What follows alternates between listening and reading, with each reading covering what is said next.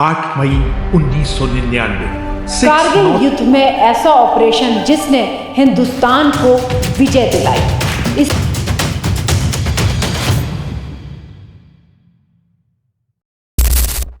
नमस्कार दोस्तों, स्वागत है आपका हमारी एक और नई वीडियो के अंदर। आज की इस वीडियो में हम जानेंगे कि भारत और पाकिस्तान के बीच 1999 में हुए कारगिल युद्ध के बारे में। आज हम जानेंगे कि कैसे शुरू हुई थी कारगिल की लड़ाई और क्यों कारगिल पर कब्जा करना चाहता था पाकिस्तान। और दोस्तों बाद में भारत ने कैसे किए इंतजाम। दोस्तों जानेंगे सब कुछ आज की इस वीडियो में।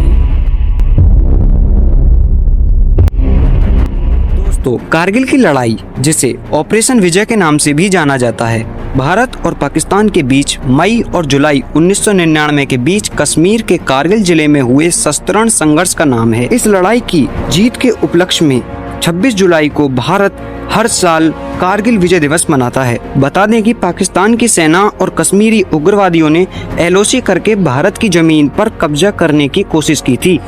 हालांकि इंडियन आर्मी के बहादुर जवानों ने न सिर्फ पाकिस्तान को इस लड़ाई में धूल चटाई, बल्कि शौर्य की एक ऐसी मिसाल पेश की जो इतिहास के पन्नों में अपनी जगह बना गई। दोस्तों आइए जानते हैं कि कैसे हुई थी कारगिल की लड़ाई की शुरुआत। आपको बता दूं कि इस लड़ाई की शुरुआत 3 मई 1999 को ही हो गई थी, जब पाकिस्तान ने कारगिल की ऊंची पहाड़ियों पर 5000 से भी ज्यादा सैनिकों के साथ घुसपैठ कर कब्जा जमा लिया था। भारत सरकार को जब इस घुसपैठ की जानकारी मिली, तब पाकिस्तान सैनिकों को खदेड़ने के लिए ऑपरेशन विजय चलाया गया था। पाकिस्तान ने दावा किया था कि इस लड़ाई में लड़ने वाले सभी कश्मीरी उग्रवादी हैं, लेकिन युद्ध में बरामद हुए दस्तावेजों और पाकिस्तान नेताओं के बयानों ने ये साबित किया कि पाकिस्तान की सेना प्रत्यक्ष रूप से इस युद्ध में शामिल थी।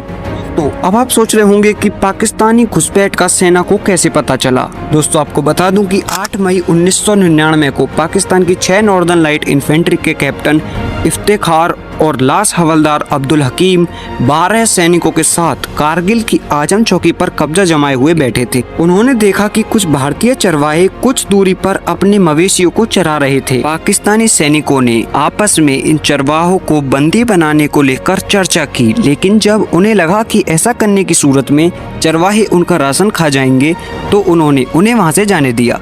कुछ देर बाद ये चरवाहे भारतीय सेना के 6-7 जवानों के साथ वहां वापस लौटे और पाकिस्तान के नापाक इरादों की पोल खोल दी। आखिरकार कारगिल पर क्यों कब्जा करना चाहता था पाकिस्तान, आइए जानते हैं। दोस्तों आपको बता दो, पाकिस्तान का मकसद यही था कि भारत के नॉर्थ में सियाचिन ग्लेशियर की लाइफलाइन कहे जाने वाले NH-1D हाईवे को किसी तरह काटकर उस पर नियंत्रण किया जाए, जिससे लद्दाख आने जाने वाले सभी काफिलों को रोका जा सके और भारत को मजबूर होकर सियाचिन छोड़ना पड़े। दरअसल उस समय के पाकिस्तान के मिलिट्री लीडर मुशर्रफ को यह बात बहुत बुरी लगी थी कि भारत ने 1984 में सियाचिन पर कब्जा कर लिया था। उस समय वह पाकिस्तान की कमांडो फोर्स में मेजर हुआ करते थे।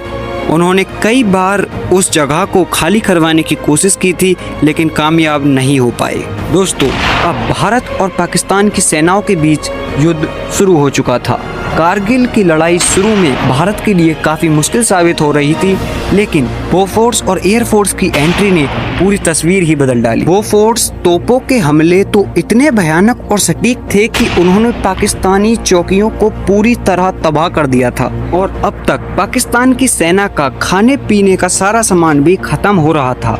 पाकिस्तान की सेना बिना किसी रसद के ही लड़ रहे थे और भारतीय सैनिकों की दिलेरी के आगे उनकी एक नहीं चल पा रही। वहीं कारगिल में वायुसेना की सबसे बड़ी भूमिका मनोवैज्ञानिक थी, क्योंकि पाकिस्तानी सैनिकों को जैसे ही ऊपर से भारतीय जेटों की आवाज सुनाई पड़ती, वे बुरी तरह घबरा जाते थे और इधर उधर भागने लगते थे। और आपको बता दूं, इस लड़ाई में भारत ने भी बहुत कुछ खोया, पर पाकिस्तान पूरी तरह से बर्बाद हो गया।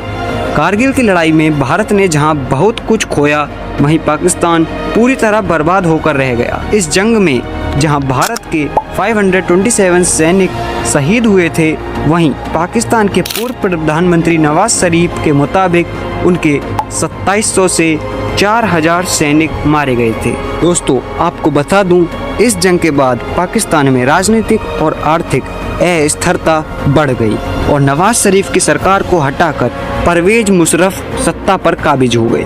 वहीं भारत में जंग ने देश प्रेम को उफान पर ला दिया और अर्थव्यवस्था को भी काफी मजबूती मिली। इस युद्ध से प्रेरणा लेकर कई फिल्में भी बनी, जिसमें LOC कारगिल, लक्ष्य और धूप का जिक्र खास तौर पर किया जा सकता है।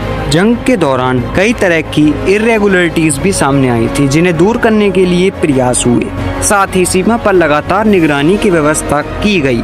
कारगिल की लड़ाई ने भारत को वक्त पर कुछ ऐसे सबक दिए जो सीखने बेहद जरूरी थे। अपनी गलतियों से सीख लेकर भारत ने लगातार सुधार जारी रखा और आज इस स्थिति में पहुंच गया है कि एक साथ 2 मोर्चों पर बड़ी आसानी से दुश्मनों को संभाल सकता है।